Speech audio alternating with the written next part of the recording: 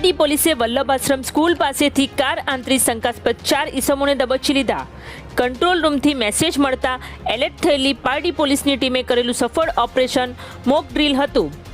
Valsad control room દ્વારા ગુરુવારના રોજ બપોરે 2:30 વાગ્યાની આસપાસ દમણથી એક ટોયોટા કંપનીની કારમાં શંકાસ્પદ ઈસમો સવાર થઈ સુરત તરફ જઈ રહ્યા હોવાની જાણ પારડી પોલીસને કરવામાં આવતા પારડી પોલીસની ટીમ તાત્કાલિક એક્શન મોડમાં આવી હતી અને પારડી પીઆઈ GR ગઢવીએ તેમની ટીમને પારડી વિસ્તારમાં ઠેર ઠેર નાકાબંધી ગોઠવી હતી અને તેઓ ખુદ પણ ટીમ સાથે પારડી વલ્લભ આશ્રમ સ્કૂલ સામે હાઈવે પર વોચ ગોઠવી હતી। આ દરમિયાન પોલીસને મળેલી માહિતીવાળી ટોયોટા કંપનીની કાર આવતા પારડી પોલીસની ટીમે કાર આંતરી હતી।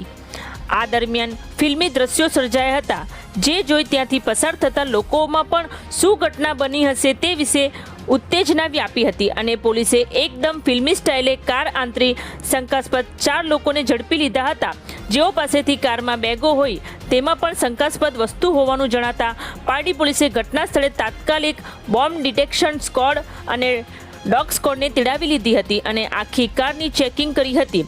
પોલીસની આખી આ પ્રક્રિયા જોઈ લોકમુખે ઝડપાયેલા ઈસમો હુમલો કરવા આવ્યા હોવાનું પણ ચર્ચાયું હતું। બીજી તરફ પારડી પોલીસે કંટ્રોલ રૂમથી મળેલા મેસેજથી અલર્ટ બની ઓપરેશન પાર પાડ્યું હતું। એ મોક ડ્રીલ હતું જેવું માલુમ પડતા લોકોએ રાહત અનુભવી હતી।